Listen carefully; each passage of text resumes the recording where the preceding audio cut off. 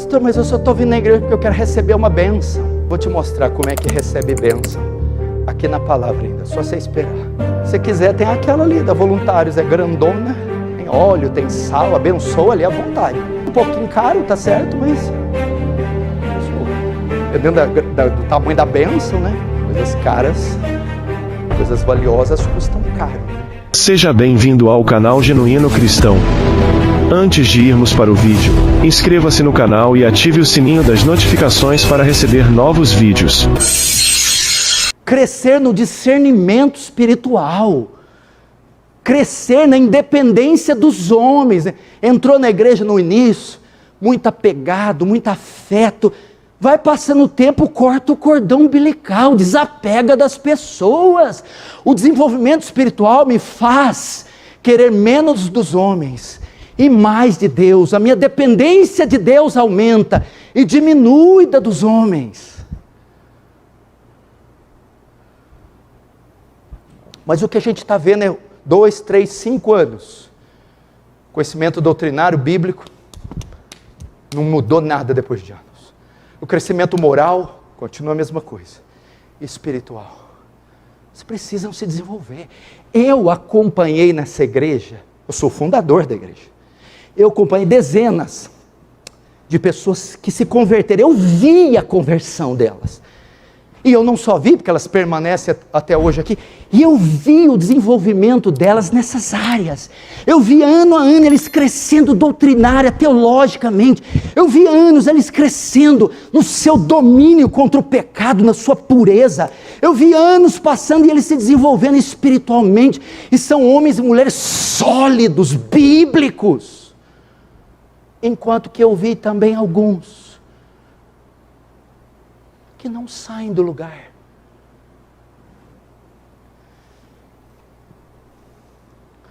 Paulo agora começa, que esse é o desejo de Paulo, e é o meu também.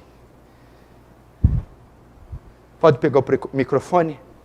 Vem cá explicar a justificação pela fé para mim. Ai, se eu faço isso, hein? Fique tranquilo, não vou querer ninguém morrer de infarto agora. O evangelho em 3 minutos. Doutrina da eleição, Pai Santo. Ou melhor, pastor, eu vou mostrar meu desenvolvimento, vou deixar meu celular com o senhor, com a senha. E o histórico dos últimos 30 dias, pode ver, pastor, só site evangélico.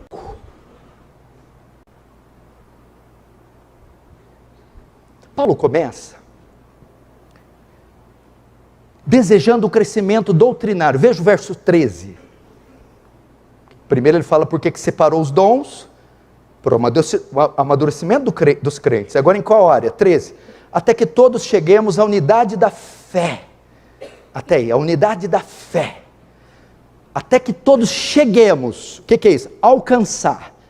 Significa que não alcançou. Ele quer que os crentes alcancem. Cheguem lá. No que? Unidade da fé.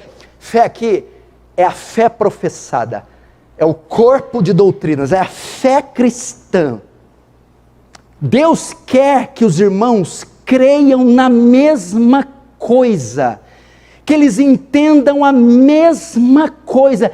Ele não quer uma igreja desequilibrada no entendimento das doutrinas. Ele não quer um irmão que conhece muito e o outro que não conhece nada. Ele quer que todos cresçam doutrinariamente. Vocês precisam se desenvolver. Não pode ser só o Thales, não pode ser só o Cunha, só o Tiago, só algumas mulheres que devam conhecer bem a Escritura, as doutrinas, mas toda a igreja. Aqui Paulo fala de 2 coisas: unidade doutrinária e maturidade doutrinária. Primeiro, unidade doutrinária. Paulo não quer confusão doutrinária. Membros da mesma igreja que entendem a mesma doutrina de formas diferentes. Um entende uma coisa, o outro entende outra. Confusão doutrinária. Na mesma igreja, pessoas se divergem. não compreende aspectos da fé, aspectos da doutrina. Paulo não quer que todos entendam a mesma coisa, creiam na mesma coisa, confessem a mesma coisa. E às vezes não é assim. Termina um sermão, nossa, eu adorei o sermão, eu não gostei. Nossa, eu entendi, você viu que bem? Não, eu não entendi nada. Nossa, eu tenho dificuldade com a doutrina. Eu não tenho. Paulo quer. E segundo, maturidade doutrinária. Um compreende, a primeira é, um entende uma coisa, outro entende a outra. A segunda é, um compreende e o outro não compreende.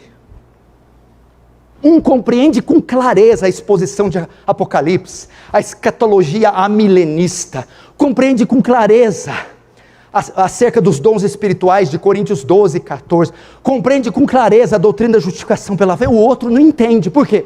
O outro está atrasado, não se desenvolve, não cresceu.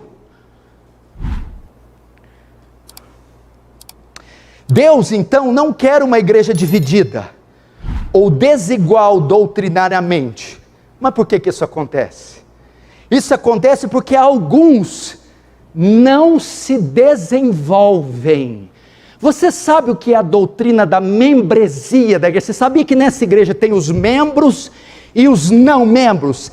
Quem são os membros? Aqueles que professam a nossa fé, aqueles que subscrevem a nossa confissão de fé, aqueles que passaram pelo batismo ou por aclamação, e eles foram aprovados pelo seu testemunho, e eles concordam com o nosso corpo doutrinário. Nós somos uma igreja batista reformada, calvinista, cremos nos 5 pontos de Calvino, nos 5 solas, e tem os não membros, que é os que ainda não se batizaram ou não foram aclamados, porque não têm um bom testemunho ou porque ainda não compreenderam a doutrina, por isso não se integraram no corpo. E tem os membros também que vivem como se não fosse membro, tem também esses, eu não podia ter esquecido. Deus quer isso. Pastor, mas eu só estou vindo na igreja porque eu quero receber uma bênção. Eu vou te mostrar como é que recebe bênção, aqui na palavra ainda, só você esperar. Se quiser, tem aquela ali da Voluntários, é grandona, tem óleo, tem sal, abençoa ali à vontade. Cobra um pouquinho caro, tá certo, mas abençoa. Dependendo do tamanho da bênção, né? Coisas caras, coisas valiosas custam caro, né? Assim, nada que R$1.000 não resolva para sua bênção.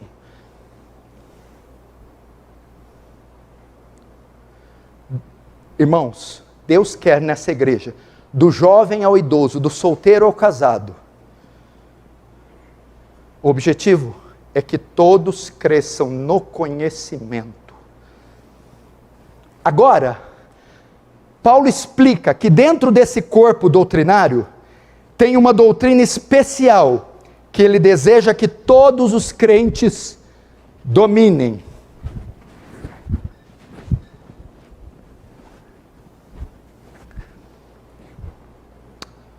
Ok? Paulo está falando agora da maturidade doutrinária. Quais doutrinas? Todas as doutrinas da fé. Mas dentro desse corpo de doutrinas, tem uma que Paulo diz, essa vocês não podem deixar de dominar, de crescer. Qual que é? Verso 13. Até que todos cheguemos à unidade da fé e do pleno conhecimento do Filho de Deus. Nossa maior ênfase dentro do conhecimento deve ser no conhecimento de Cristo. Ok? Mas espera aí, pastor, nós já não conhecemos Cristo? Sim, já conhecemos. Mas conforme o tempo vai passando, devemos crescer no conhecimento de Cristo, a pessoa de Cristo, a obra de Cristo. Porque Paulo fala o que no 13? Até que todos cheguemos ao pleno conhecimento. O que é o pleno? Conhecimento total, a extensão do conhecimento, a profundidade do conhecimento. O pleno, nós não atingimos ainda o conhecimento completo de Cristo. É isso que Deus mais quer que nós dominemos. Que é quem? O Senhor da sua fé. o seu Salvador, a pedra na qual a igreja é fundada, o seu cabeça. Deus quer isso, que você conheça a vida de Jesus, a obra de Jesus, a morte de Jesus, a ressurreição de Jesus, o governo de Jesus. Você tem... Quem que é Jesus? Quem que é Jesus? Me fala quem que é Jesus. Você tem que conhecer.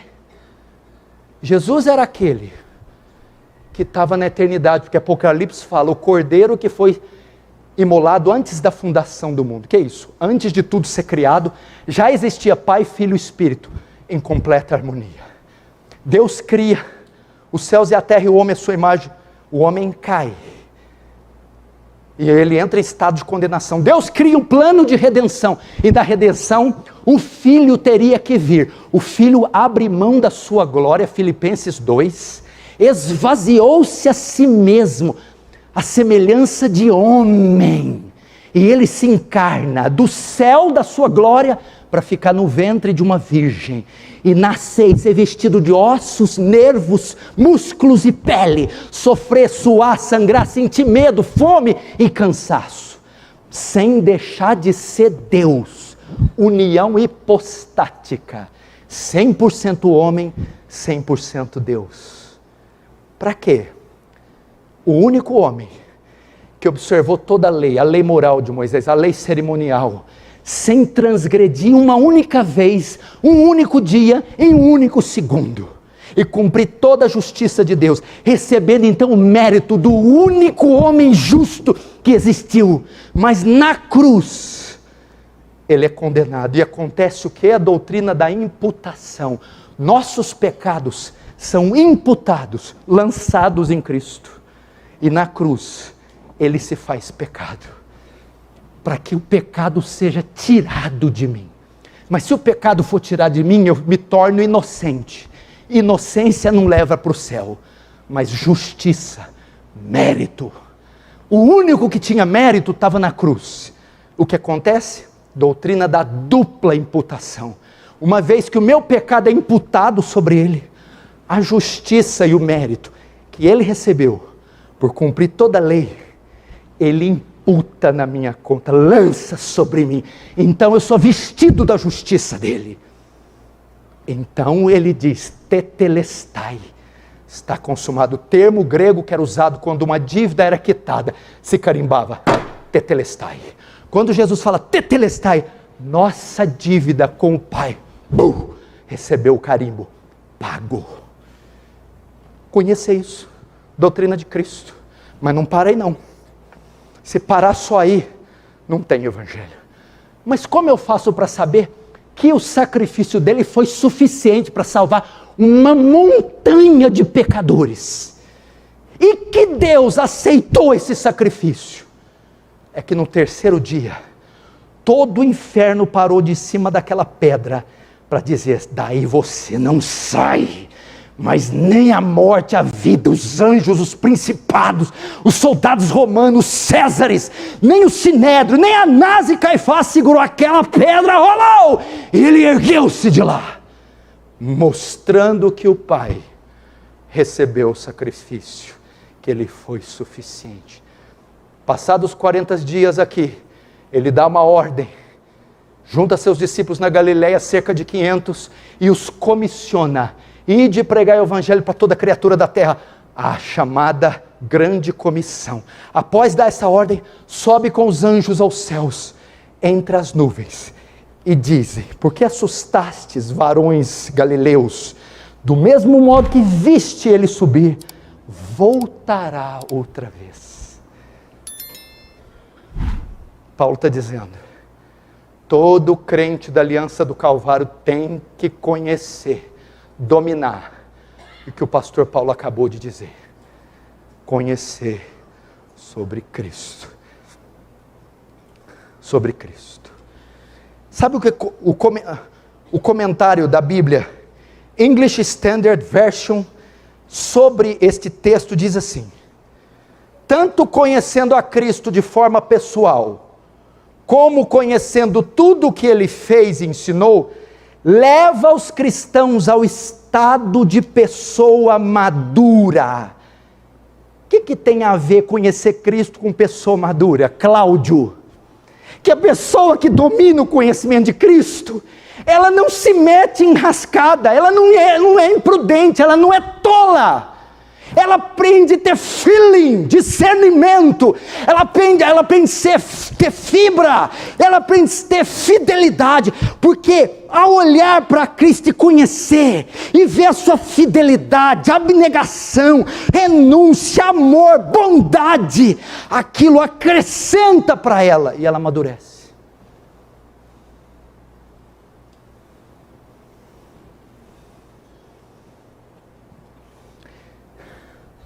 Crescer no conhecimento de Cristo evita problemas, sofrimentos. Conhecer sua humanidade, sofrimento, paciência, bondade, amor, traz crescimento. E é isso que afirma a sequência do verso 13, olha lá. Até que todos chegamos à unidade da fé e do pleno conhecimento do Filho de Deus. Essa palavra parece estranha, né? A perfeita varonilidade. O que é isso? Ficaria melhor traduzido assim, ó. Eu concedi esses ministérios para que vocês cresçam no conhecimento de Cristo, a perfeita varonilidade.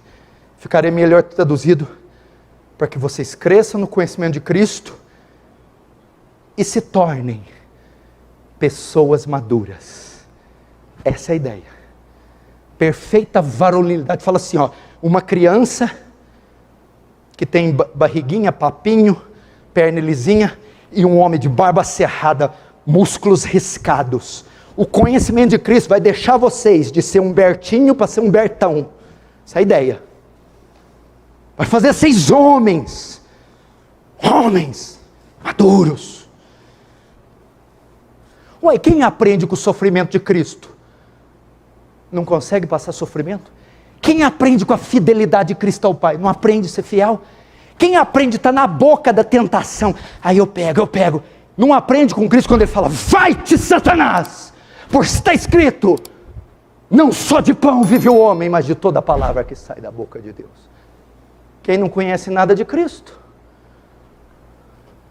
é o bebezinho do papinho, da barriguinha. Gostou do vídeo? Então, assista outro e seja edificado pelo Genuíno Evangelho.